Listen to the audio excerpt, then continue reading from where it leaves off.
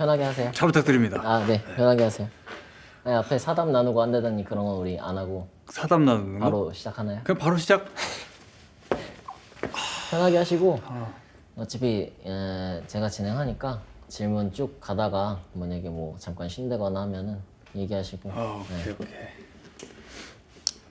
자, 잔나비의 3집 앨범이 7월 28일 날 나왔어요. 그래서 2년 4개월 만에 정규 앨범이 나왔는데 이제 오늘 촬영 기준으로 한 보름 좀 넘어가거든요. 앨범 내신 소감이 어떻게 되는지. 앨범 내고 나서 그 하루하루 우리가 만든 앨범이지만 그 의미를 막 찾아졌던 것 같아요. 이 가사는 왜 이렇게 썼을까? 이 곡은 왜 이렇게 했을까? 한 발짝 떨어져서 보니까 내가 왜 그랬는지에 대해서 점점 납득이 되기도 하고 또 뭐 그렇게 지내고 있는 것 같아요. 사실상 앨범 기획부터 얘기하더라도 2년 한 3개월은 걸린 것 같아요. 그때 전설을 내고 마음이 좀 쉬고 싶어가지고 혼자서 홍콩 여행을 갔는데 그때 다음 앨범은 이렇게 만들어야지라고 기획 또는 계획을 시작을 했던 것 같아요. 그때 무슨 생각을 했냐면 뭔가 좀 사람들한테 친근하게 다가갈 수 있는 대중 친화적인 프로그레시브 록, 그게 가능할지 모르겠지만 대중 친화적인 아트록 그런 음악을 만들어 보자. 나름대로의 그런 실험적인 것을 해보자. 그렇군요. 지금 이번 앨범은 사운드 측면에서 지난 두 앨범보다는 조금 더 규모가 커졌다. 편성 같은 것들도 그렇고 그런 생각이 드는데 이렇게 구성한 좀 특별한 이유가 있을까 하는 게 궁금합니다. 사실상 규모가 2집 때보다 더 커지지는 않았어요. 규모는 그대로고 다만 2집 때는 가상악기로 대체를 할 수밖에 없었던 것들을 리얼 악기로 받았을 뿐이고 규모가 커졌다라고 느껴지는 거는 조금 더 적재적소에 잘 배치를 해서 그렇게 느껴지는 것 같은데 도드라지는 편곡은 있었던 것 같아요. 그 밴드 외의 외부 악기들, 리얼 악기들이. 리얼 악기들. 근데 그것들이 다 각각의 캐릭터들이 있게 작업을 했으면 좋겠다는 생각이 들어서 배치도 그렇게 했던 것 같아요. 예를 들면 합창단인 하모나이즈의 목소리는 나올 때마다 마치 지오르브와 동행을 하는 요정 지니 같은 캐릭터를 가지고 나왔으면 좋겠다라는 생각이 들어서 그렇게 배치를 했고 그럼 이번 앨범에 이제 사용된 관악기들, 또 현악기들, 그리고 또 합창단 이런 다양한 밴드 외의 소리 요소들은 어떻게 보면은 연출의 한 방식으로 표현이 된 거군요.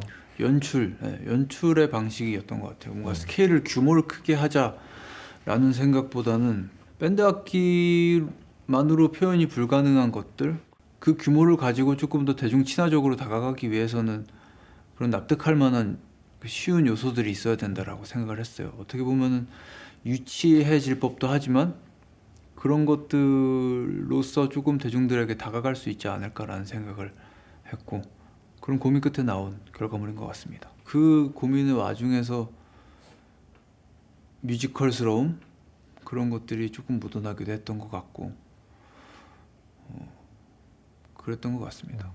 이번 앨범을 듣고 일각에서는 앨범이 좀 어렵다 그런 반응도 있었어요. 그러니까 컨셉 앨범이라는 점이 낯설게 작용했을 수도 있고 이전 앨범하고 비교했을 때는 음악 자체가 그렇게 쉽지만은 않다 그런 의견이 있었는데 어떻게 보면은 처음엔 우리가 대중성과 뭐 개성, 실험성 이걸 같이 가자고 했지만은 그래도 선택한다면은 자기 표현에 조금 더 중점을 둔 건가 그런 생각도 들더라고요. 시작 자체가 그 자기 표현에 조금 더 중점을 두고 시작을 했던 건 맞고 근데 그 과정에서 이게 대중 친화적으로 들렸으면 좋겠다라는 생각 그리고 누구에게나 쉽게 전달이 됐으면 좋겠다라는 그런 생각을 아예 저버리고 작업을 한 그런 앨범은 또 아니기 때문에 아직도 저는 그렇게 생각해요. 이 앨범이 호불호는 조금 갈릴지언정 대중들과의 타협을 하지 않은 앨범이다, 혹은 하고 싶은 대로 만들었다, 뭐 그런 앨범은 사실은 아니에요. 그 안에서 엄청난 꽤 깊은 고민들이 있었던 것 같아요. 결국은 이번 앨범이 잔나비 앨범 중에선 최초로 컨셉 앨범이 나왔단 말이죠. 네.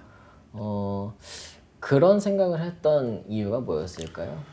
처음에 이 앨범을 이렇게 기획 방향성이 이렇게 된 게. 컨셉 앨범을 만들려고 처음부터 기획을 하진 않았고, 그 19년도 여름에 판타스틱 월드 패션 데 리턴즈라는 콘서트를 했는데, 그게 정말 성황리에 재미있게 진행이 되었고, 준비하는 과정에서도 그렇고 또 공연을 하는 입장에서도 그렇고 팬분들도 너무나 좋아했던 공연이고, 그 공연을 물꼬로 이런 같은 결을 가진 앨범이 나오면 어떨까라는 생각을 그때부터 딱 했던 것 같아요. 그렇게 하면서 그 콘서트 자체가 뭔가 빛바랜 서커스장, 되게 휘황찬란해 보이지만은 빛이 바랜 그런 느낌의 컨셉의 콘서트였는데, 잔나비라는 그룹이 보여줄 수 있는 이미지적인 것들에는 그런 부분이 있다고 생각했어요. 엄청 장엄하고 엄청 꾸며지고 화려하고 그렇지만은 어딘가 모르게 빛바랜 느낌이 있는, 또 애초에 컨셉 앨범을 워낙에 좋아하기도 하고 우리가 그리고자 했던 이야기들을 더 쉽게 그리고 덜 부담스럽게 오히려 들려줄 수 있는 건 컨셉 앨범밖에 없다라는 생각이 들었고, 어느 정도의 공간을 만들어주고 싶었던 거. 1집 때는 조그만한, 어떤 분의 말을 빌려서 조그만한 아지트 같은 느낌이었다면, 이번에는 어떤 커다란 나라, 환상의 나라를 만들어 보고 싶었던 마음이었습니다. 지금 그래서 이 앨범의 풀 제목이 환상의 나라, 지오르보 대장과 구닥다리 영웅들 이렇게 된단 말이죠. 지금 얘기한 지오르보 대장의 경우 쫄보를 풀어서 쓴 거다. 이건 이제 우리 앨범 발매 때부터 잘 알려졌고, 그러면은 지오르보 대장과 구닥다리 영웅들이 누굴 가리키는지, 뭐 자전적인 내용인 건지 아니면 뭐 아예 창작된 이야기인 건지 이런 거에 대해 궁금한 분들도 있을 것 같아요. 자전적인 내용이죠. 100%. 그렇지만 그걸 너무 내 이야기다라고 풀어버리기에는 조금은 이입이 좀 안 될 것 같은 생각이 들어서, 구닥다리 영웅들이라는 어떻게 보면은 우리가 가지고 있는 촌스러운 그런 가치관들, 뭐 꿈과 희망, 뭐 성실, 용기, 뭐 사랑과 우정, 그런 것들에 대해서 일종의 의인화를 시키는 게 구닥다리 영웅들인 거고, 그런 가치들을. 그런 가치들에 대해서 그 자전적인 이야기인 것 같아요. 아까 이야기했듯이 앨범의 구성, 뭐 플롯 이런 거는 팀 버튼의 빅피쉬라는 영화를 보면서 많이 따왔던 것 같아요. 그 이야기를 보면은 아버지가 들려주는 무용담인데, 우리 앨범 같은 경우에는 무용담은 아니고 아버지로부터 전가된 꿈, 그런 것들을 품고 살면서 지오르보 그 쫄보 대장이 건설한 어떤 환상의 나라 속의 이야기. 그 아버지 얘기가 나와서 하는 말이지만 그 아버지를 보면서 많이 영감을 얻어요. 아버지 어떻게 보면 좋게 말하자면 나의 좋은 의미로서의 영감의 원천. 내가 어른이 되고 나서 어느 날부터인가 아버지는 약간 그런 삶과의 그런 그 뭐라 그래야 되지? 안타전? 이런 걸 벌이시는 기간들이 좀 길어지셨고, 작업실에도 술 드시고 엄청 막 찾아오세요. 오셔가지고 여전히 꿈에 대해서 이야기하시고 어렸을 때부터 계속 꿈에 대해서 나한테 이야기 막 하셨고 그렇다 보니까 자연스럽게 나의 가사에도 꿈에 대한 얘기가 많이 나오고 그리고 아버지 뒷모습을 보면서 어떤 좌절에 대한 이야기도 많이 배우게 되고 그러면서 많은 영감을 받았습니다. 그렇게 해서 이야기가 시작이 된 것 같아요. 그냥 운명과 기질은 동의어다 이런 글을 본 적이 있는데 그것처럼 뭐 아버지로부터 타고난 어떤 기질 그런 것에 대한 이야기 조금 거창하게 말하면은 운명을 받아들이는 그런 과정에서 나온 파편 같은 이야기 그런 이야기를 환상의 나라에 담았습니다. 이 이야기들을 이집 때 했던 말들로 풀어버리면 이 컨셉 앨범이라는 이런 탈을 쓰지 않고 그냥 이집 때 했던 약간은 수필적인 느낌으로 접근을 한다면 엄청 무거워질 것 같다는 생각이 들었어요. 나름대로 굉장히 무겁다라고 생각이 드는 주제인데 그거를 가볍게 표현하기 위해서 컨셉 앨범이라는 장르를 빌려왔고 또 그 컨셉은 조금 환상의 나라라는 탈을 쓰고 또 어느 정도의 밝음을 유지하면서 익사를 유지하면서 가는 그렇게 구상을 했습니다. 가공의 이야기라는 게 포인트였던 것 같아요. 그러면 이런 스토리들이 명확하게 있는 건데 스토리를 먼저 구상을 하고 여기에 맞춰서 음악을 만들어 간 건가요? 가장 첫 번째로 생각했던 거는 뭐 마치 군더더기 없이 쉬운 옛날 뭐 구전 동화나 뭐 그런 것들처럼 완벽하게 짜여진 기승전결이 음악만 그냥 들었을 때도 느껴졌으면 좋겠다. 음악 먼저 다 만들고 1차적으로 그리고 거기에 가사를 붙여보고 가사를 붙였을 때 음악에서 이 스토리를 보완하기 위해서 어떤 장치가 필요하다 싶었으면 마지막에 그것들을 수정해서 녹음을 했던 3번의 그 단계에 걸쳐 가지고 만들어진 앨범입니다. 예를 들어서 페어웰 투 암스의 그 변주 부분은 가사를 쓰고 나서 가사에 맞추려면 이런 다이나믹한 요소들이 필요하겠다는 생각이 들어서 바꿨던 거고 그리고 요람손가도 가사를 쓰기 전에 없었던 파트고 밤의 공원 뒷부분도 그렇고 누구를 위한 노래였던가의 뒷부분 굿바이 환상의 나라 같은 경우에도 가사를 쓰면서 이런 부분들이 더 필요하겠다라는 생각이 들어서 덧붙인 부분들 그렇게 해서 서로 교차하면서 발전을 시켜 나갔습니다. 처음부터 끝까지 그냥 순서대로 시간의 흐름대로 작업을 했어요. 일부러 그렇게 했던 것 같아요. 그리고 특히 가사 작업 같은 경우에는 의도하진 않았지만 그 시간 순서대로 했던 게 내 의식의 흐름이라고 해야 되나? 그 긴 시간 동안에 그런 것들을 같이 담아줄 수 있었던 것 같고 그렇게 작업을 했던 게 어떻게 보면 이 앨범의 이야기를 만드는데 가장 큰 역할을 하지 않았나 라는 생각을 합니다. 그럼 듣는 사람도 이거를 1번부터 쭉 한숨에 들을 때 착 다가오는 앨범이지만 어쨌든 만든 사람도 이거를 1번부터 쭉 간 그런 앨범이네요. 그래서 계속 부탁을 하는 거죠. 1번부터 들어주세요. 한 곡씩 플레이리스트에 담지 말아주세요. 근데 사실은 요즘 음악에서 대중적으로 그리고 또 대중들이 이 앨범 좋다라고 판단하는 기준은 많은 곡을 건져가지고 플레이리스트에 담으면 그러면은 좋은 앨범이다라고 이렇게 평가를 받는 것 같은데 저는 지금 시기에는 그런 앨범을 내고 싶지는 않았어요. 왜냐면 그런 앨범을 내는 거는 사실상 저희한테는 엄청 쉬운 일이고 좋은 곡으로 꽉꽉 채운 사람들이 사랑해 줄 만한 노래로 꽉꽉 채운 음악을 앨범을 만든다는 거는 언제든 만들어도 자신이 있었고 그렇지만 지금 시기에는 꼭 하고 가야 할 이야기는 있었고 이 이야기를 하고 넘어가지 않는다면은 평생 동안 어떻게 나를 괴롭힐 것 같기도 하고 우리가 음악을 만드는 동안에 계속 미련처럼 남아있을 것 같아서 이번 앨범은 그렇게 작업을 했습니다.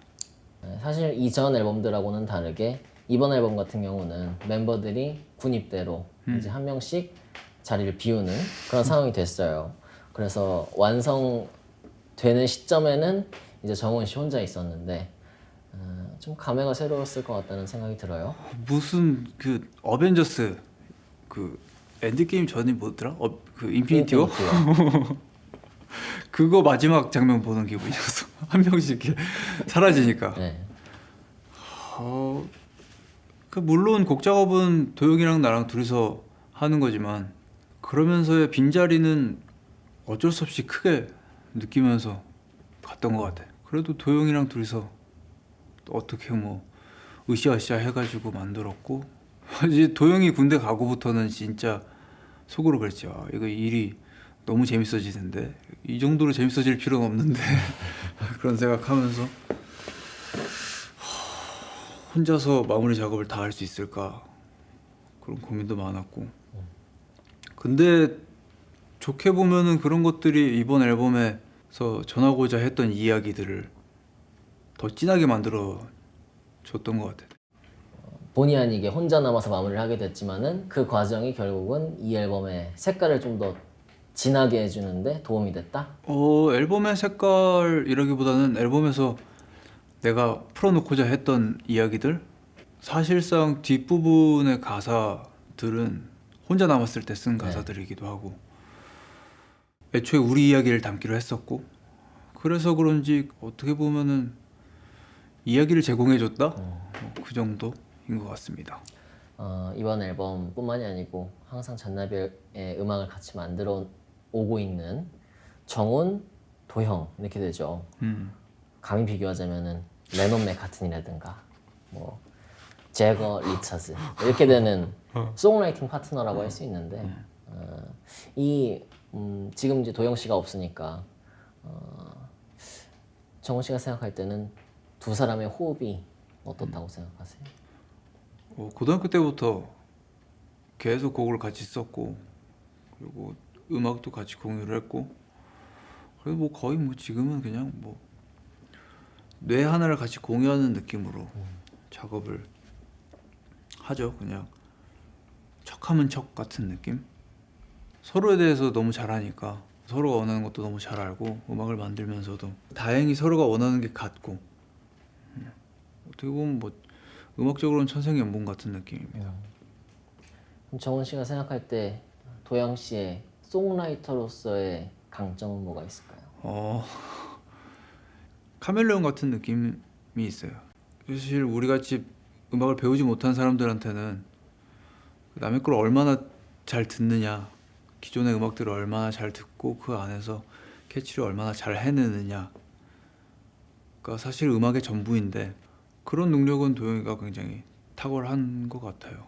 잘 그리고 또 도영이가 컴퓨터 앞에 앉아서 이제 프로그램을 다루는 역할을 하는데 어떻게 보면은 프로듀서인 저로서 머릿속에 뭔가 되게 추상적인 것들을 구상을 하면은 서로 같이 맞춰주려는 그런 노력들을 같이 하는데 그런 점에 있어서는 도영이는 최고의 파트너죠. 제가 도영 씨한테 송라이터 최정훈의 강점을 물어봤어요.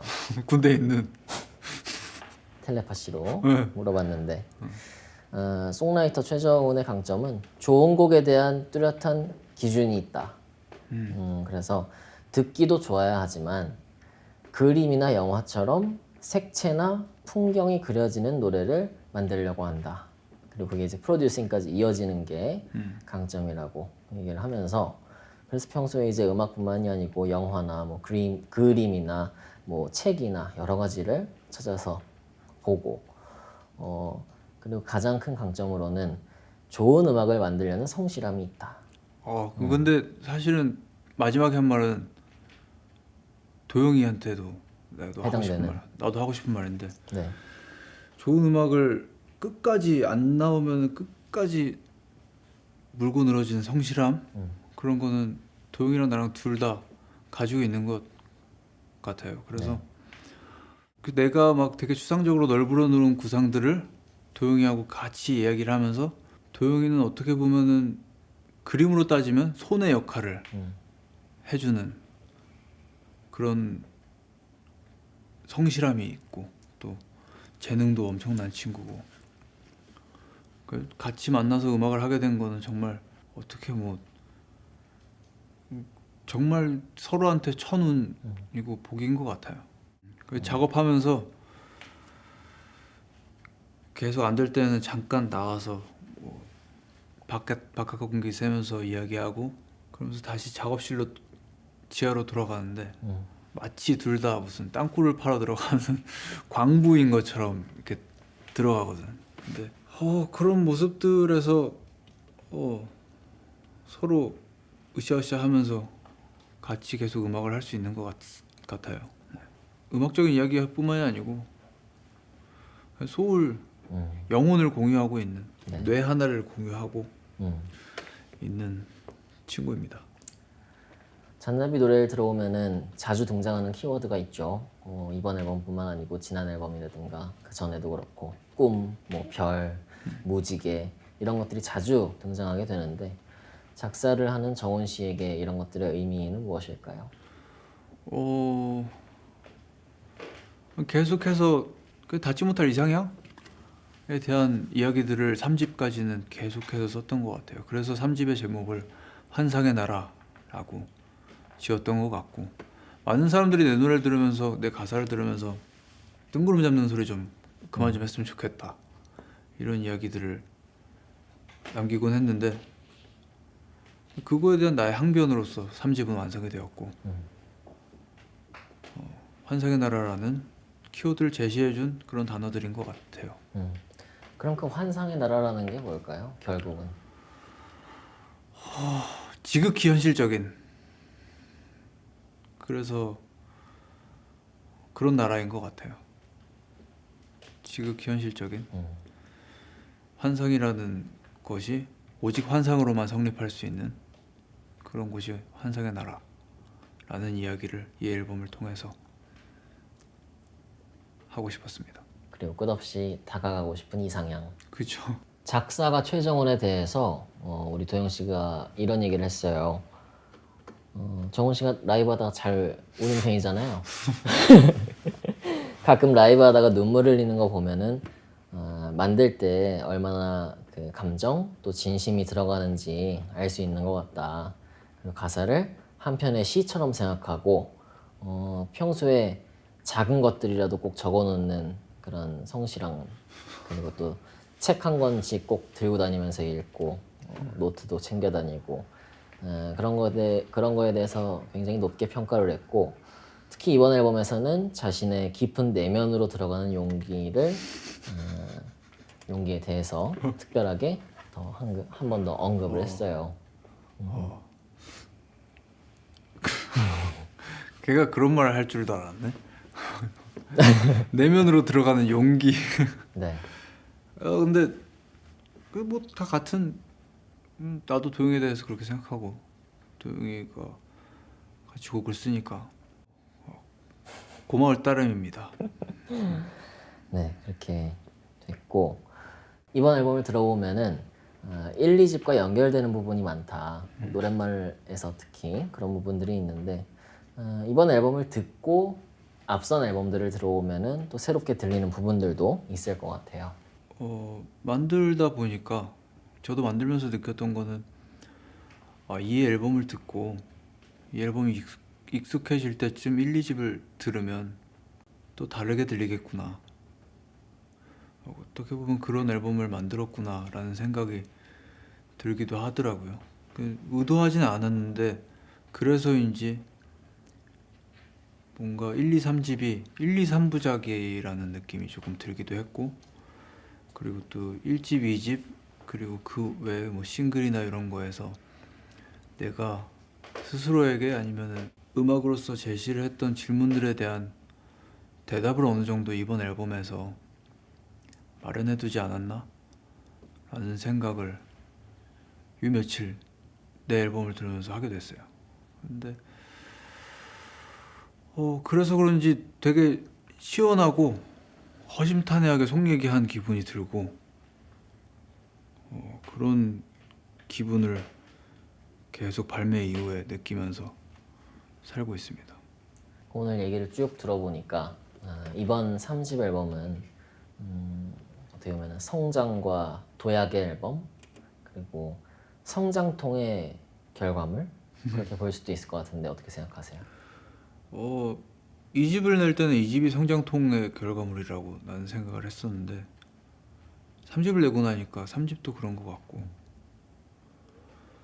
계속해서 음악에 대해서 더 잘하고 더 좋은 음악을 만들겠다라는 욕심을 놓지 않는 이상에는 매 앨범이 다 그렇게 느껴질 것 같아요. 그리고 또 그렇게 느껴졌으면 좋겠고 그런 부분에서는 너무 좋은 것 같아요. 2집도 그렇고 3집도 그렇고 그때그때 성장통이니까 성장이 멈추지 않았으면 좋겠고 그러려는 의지나 노력이나 그런 것들이 결코 뭐 이 앨범에서는 집으로 돌아가자라고 얘기를 했지만 집에 돌아간다고 해서 그 의지가 꺾이지 않았으면 좋겠고 계속해서 무덤덤하지 않는 눈빛으로 우리 모두가 살아갔으면 좋겠고 그런 마음을 담았습니다. 아까 얘기했듯이 1, 2집하고 관련이 많이 있는데 이 집에 있는 꿈과 책과 힘과 벽이라는 노래에서부터 시작이 됐어요. 꿈이라는 거에 대해서 어른이 되면서 하루하루 어른이 되면서 조금씩 꿈에 대해서 그런 이상에 대해서 무덤덤한 눈빛으로 지켜보게 될 줄 알았는데 관망을 하게 될 줄 알았는데 그 나라는 사람은 타고나기를 그렇게 타고나질 않았더라고요. 그래서 그런 운명을 받아들여야겠다. 나는 굳이 어른이 되려고 조금 더 무덤덤한 눈빛으로 살아보려고 하지 않아야겠다라는 다짐도 담겨 있는 그런 앨범입니다. 자 그러면은 다음 앨범에서는 또 어떤 이야기가 나올지 그런 것들도 궁금해요. 마지막으로. 아직 생각하기에는 다음 앨범에서는 조금 현실의 나라에 대한 이야기를 조금 해볼까? 라는 생각을 지금 1, 2, 3집 같은 경우에는 작업실 혹은 내 방에 박혀서 내가 그리던 환상의 나라 혹은 뭐 그런 허황된 것들에 대해서 이야기를 했다면 이제는 조금 현실의 나라에 대한 이야기를 해보고 싶다라는 생각이 요 며칠 들었어요. 많은 분들 기대하고 계실 것 같고요. 정말 마지막으로 이 앨범을 아껴주시고 또 인생 앨범으로 생각할 정도로 막 감명 깊게 들은 그런 분들 많으실 것 같은데 그런 분들께 한 말씀 해주시죠. 앨범 작업하면서도 계속 느꼈던 것 같아요.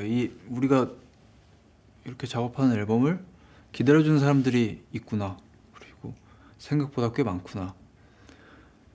그 생각을 하면서 힘이 엄청 많이 났었는데 앨범이 나오고 나서도 사실은 아까 이야기했던 것처럼 조금은 낯설 수도 있는 앨범이었음에도 불구하고 그냥 이번 앨범 별로다라고 평하고 넘어갈 수 있었음에도 불구하고 한 번 더 들어봐 주시고 또 내가 하려던 이야기를 공감해 주시려고 한 번 더 들어보고 그렇게 해주셨던 정성에 대해서 너무 고맙고 그런 마음들이 모여서 계속해서 음악을 더 만들게끔 만들어주는 것 같아요. 그래서 항상 고맙고 앞으로도 이런 마음 잃지 않고 좋은 앨범, 좋은 음악, 또 좋은 공연으로 찾아뵙도록 하겠습니다. 감사합니다.